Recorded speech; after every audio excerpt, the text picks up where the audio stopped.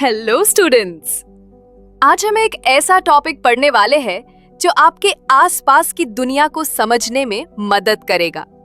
ये टॉपिक है making of the global world. सोचिए जरा, क्या दुनिया हमेशा से इतनी कनेक्टेड थी? आज हम कुछ भी खरीद सकते हैं किसी भी देश से, बस एक क्लिक में। लेकिन ये सब एक दिन में नहीं हुआ। बहुत पहले, जब टेक्नोलॉजी नहीं थी, लोग फिर भी सफर करते थे। ट्रैवलर्स, ट्रेडर्स और पिलग्रिम्स सब अपनी मंजिल तक पहुंचने के लिए हजारों किलोमीटर का रास्ता तय करते थे। कोई ज्ञान ढूंढता था, कोई व्यापार और कोई सुरक्षा। और ये सफर सिर्फ सामान नहीं ले जाते थे, साथ ले जाते थे नए आइडियाज, नए तरीके और कभी-कभी बीमारियां भी।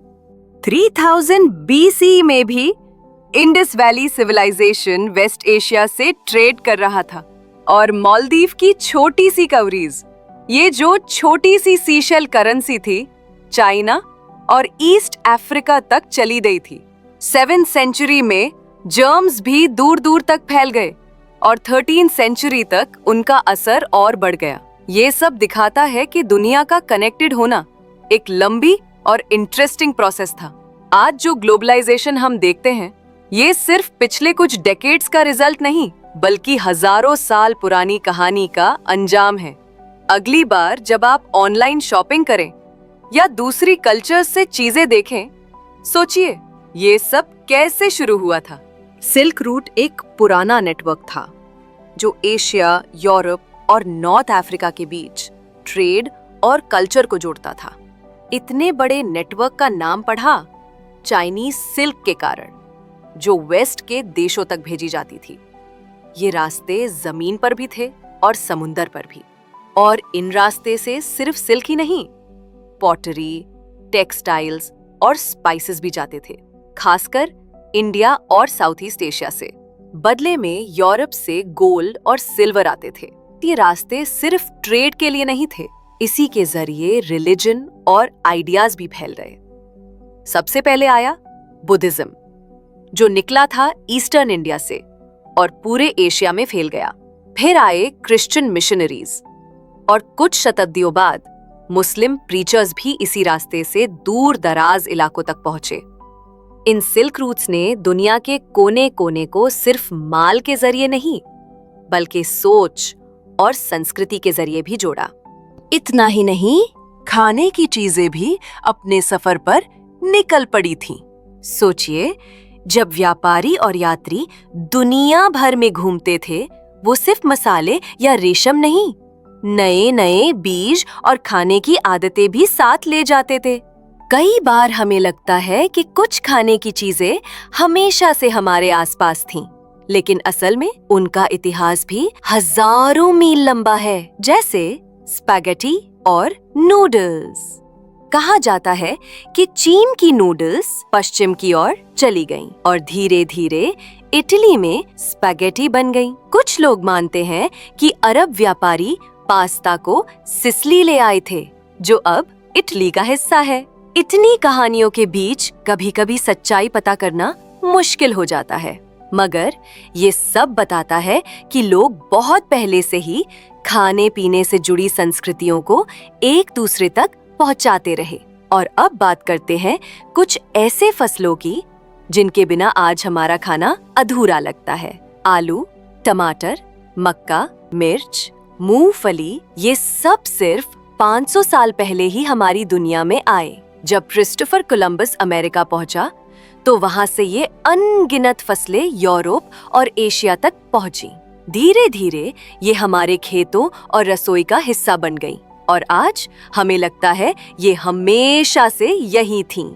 ये सब कहानियां दिखाती हैं कि दुनिया का इतिहास सिर्फ लड़ाइयों या राजाओं की दास्तान नहीं, बल्कि रेशम, मसालों और खाने की चीजों का भी उतना ही बड़ा सफर है। जब हम अमेरिका कहते हैं, तो यहाँ हम नॉर्थ अमेरिका, साउथ अमेरिका और कैरेबियन, इन सभी को मिलाकर बात कर रहे हैं। क्या आप जानते हैं, आज जो कई कॉमन फूड्स हम खाते हैं, वो असल में अमेरिकन इंडियंस की देन है। पोटैटो जैसे क्रॉप्स जब अमेरिका से यूरोप पहुंचे, तो ये गरीब लोगों की स्टेपल डाइट बन गए। इनका प्रोडक्शन आसान था, कम जमीन में उगते थे और भरपूर एनर्जी देते थे, इसलिए जल्द ही ये गरीब तबके के खाने का मेन हिस्सा बन गए।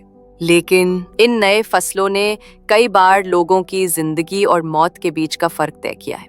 एग्जाम्पल के लिए, जब पोटैटो यूरोप पहुंचा तो वहां के गरीब लोग बेहतर खाना खाने लगे और उनकी उम्र भी बढ़ने लगी।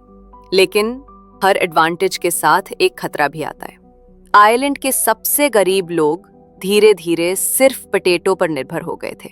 लेकिन जब 1840s के आसपास पोटैटो क्रॉप्स में बीमारी फैल गई तो लाखों लोग भूख से मर गए। 15th सेंचुरी में अमेरिकाज की डिस्कवरी होने के बाद दुनिया को वहां की वास्ट लैंड्स, रिच क्रॉप्स और मिनरल्स के बारे में पता चला और यहीं से दुनिया के ट्रेड और लोगों की लाइफस्टाइल में बदलाव आना शुरू हो गया। प्रेजेंट डे पेरू और मेक्सिको की सिल्वर माइन से निकले प्रेशियस मेटल्स, खासकर सिल्वर, ने यूरोप की वेल्थ को काफी बढ़ा दिया। यूरोपियंस ने सिल्वर का इस्तेमाल अपने ट्रेड को बढ़ाने और एशिया के साथ लेन देन मजबूत करने में किया। 16th सेंचुरी में यूरोपियंस ने जब नया सी रूट खोजा तो एशिया, अफ्रीका और अमेरिका आपस में पहली बार जुड़े। इंडिया पहले से ही ट्रेड और कल्चर का सेंटर था, मगर यूरोप अब तेजी से दुनिया का नया हब बन रहा था। अमेरिका से निकला सिल्वर सीधे यूरोप पहुंचा और फिर वही सिल्वर एशियन ट्रेड चलाने में इस्तेमाल हुआ। 17th सेंचुरी में यूरोप में एक अफवाह फैल गई कि साउथ अमेरिका में एक जगह है एल डोराडो, जिसे लोग कहते थे फेबल्ड सिटी ऑफ गोल्ड। इस गोल्डन सिटी की तलाश में कई यूरोपियन एक्सप्लोरर्स साउथ अमेरिका की तरफ निकल पड़े। सिर्फ खजाना ही नहीं, पोर्चुगीज और स्पेनिश पावर्स ने अमेरिका के लोगों को कॉलोनाइज करने के लिए कई कॉन्क्वेस्ट भी शुरू किए। लेकिन असली जीत सिर्फ वेपन्स से नहीं मिली। यूरोपियंस के पास एक और ज्यादा खतरनाक चीज थी, जर्म्स। जब ये यूरोपियंस अमेरिका पहुंचे तो अपने साथ ले आए फेटल डिजीजेस, जैसे स्मॉल पॉक्स, जिसने लाखों नेटिव अमेरिकन की जान ले ली। कई बार तो डिजीज पहले पहुंची और फिर हुए कॉन्क्वेस्ट। डिजीज एक साइलेंट वेपन बन गई जो कॉन्क्वेस्ट से पहले ही नेटिव लोगों को कमजोर कर चुकी थी। 18th सेंचुरी तक अमेरिकन प्लांटेशन से शुगर और कॉटन यूरोप भेजे जाने लगे, जिन्हें उगाने के लिए अफ्रीकन को एनस्लेव किया गया।